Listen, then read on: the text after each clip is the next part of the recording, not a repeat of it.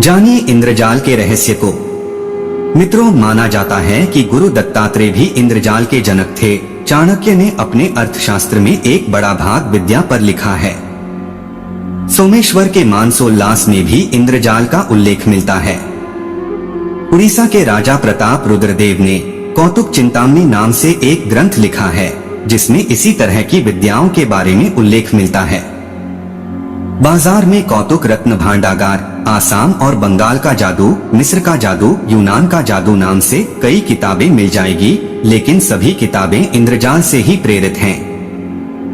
असल में इंद्रजाल हिंदू और बौद्ध धर्म का एक महत्वपूर्ण विज्ञान है, जो आधुनिक विज्ञान में क्वांटम स्टेट्स के नाम से जाना जाता है।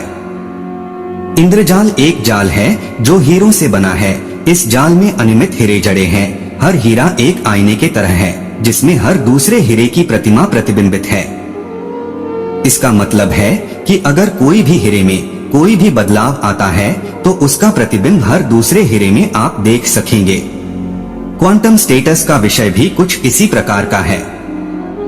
विश्व का हर एक अणु अन्य सभी अणु से संबंधित है, और जो यह विज्ञान जानता है, वह व्यक्ति को बहुत सारी सिद्धियां प्राप्त होती है।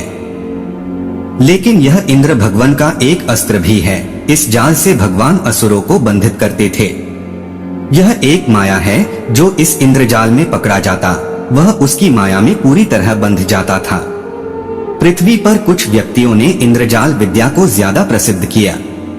भगवान दत्तात्रेय, नाथ संप्रदायी, बौद्ध भिक्षुक इत्यादियों ने इस विषय पर बहुत लिखा भी और उसका प्रयोग भी किया।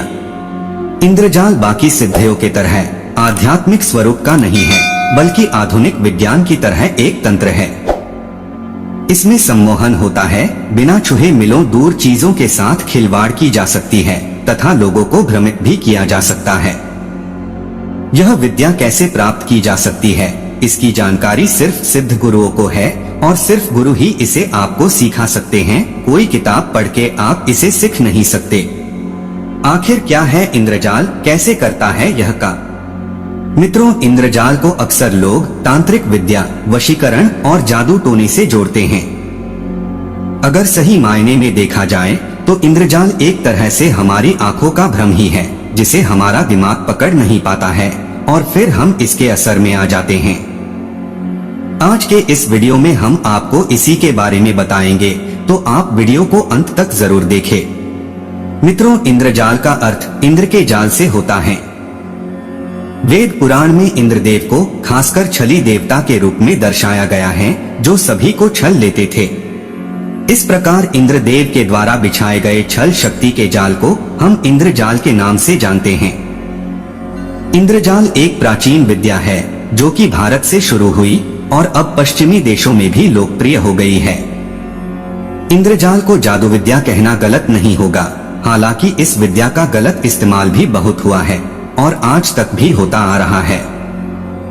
इंद्रजाल के अंदर मंत्र, तंत्र, मोहन, उच्चाटन, वशीकरण, नाना प्रकार के कौतुक, प्रकाश एवं रंग आदि के प्रयोजनीय वस्तुओं के आश्चर्यजनक खेल, तमाशे आदि कई चीजें आती हैं, परंतु कहाँ जादू का ही सबसे ज्यादा प्रचलन है। जैसे कि इंद्रजाल, जो नाम से ही पता चल रहा है कि ये देवराज इंद्र से जुड़ा है और इंद्र को छलकपट या चकमा देने वाला मन जाता है, इसलिए इस विद्या का नाम इंद्रजाल पड़ा। यह विद्या रावण, मेघनाद व अन्य राक्षस इस विद्या के ज्ञाता थे। इंद्रजीत तो इस विद्या का महाज्ञानी था, क्योंकि वह युद्ध क्षेत्र में भी बादलों में छिपकर प्रहार करता था। इस विद्या से किसी को भी भ्रमजाल में फंसाया जा सकता है, और जो इस विद्या का अभ्यास करते हैं उन्हें ऐन्द्रजालिक कहते हैं।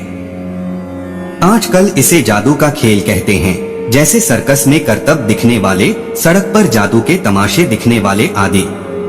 कामंदक, जो चाणक्य का चेला था, कहा कि पूरी सभा में अपनी बात को रख पाना और सभी को अपने तर्क के लिए राजी करना बहुत कठिन है।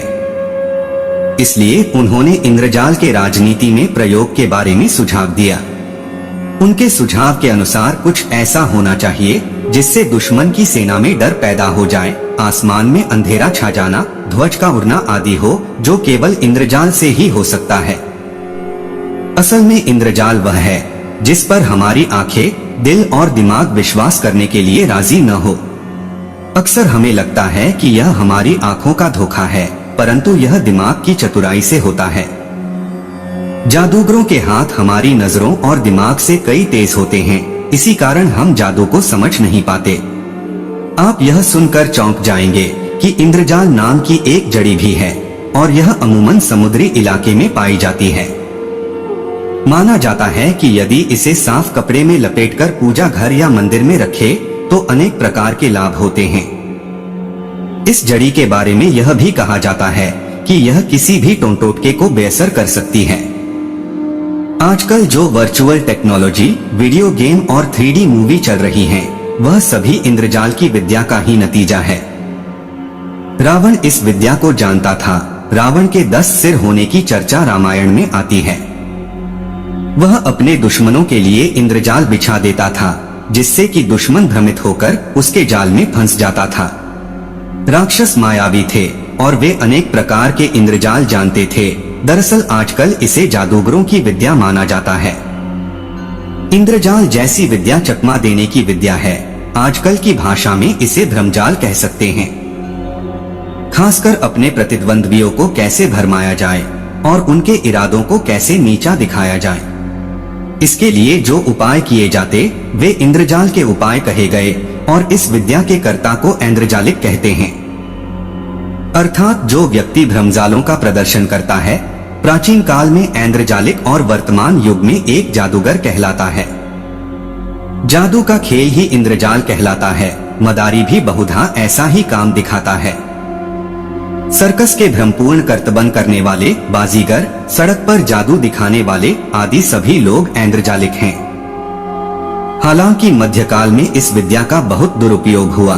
युद्ध में विजय, धर्म के विस्तार और व्यक्तिगत स्वार्थ साधने में कई लोगों ने इसका उपयोग किया। आज भी इस विद्या द्वारा लोगों को भरमाया जाता है। खासकर पश्चिमी धर्म के लोग इसका खूब इस्तेमाल करते हैं। आपको यह वीडियो कैसा लगा कमेंट में जरूर बताएं। वीडियो को लाइक और शेयर जरूर करें। चैनल को सब्सक्राइब करना ना भूलें।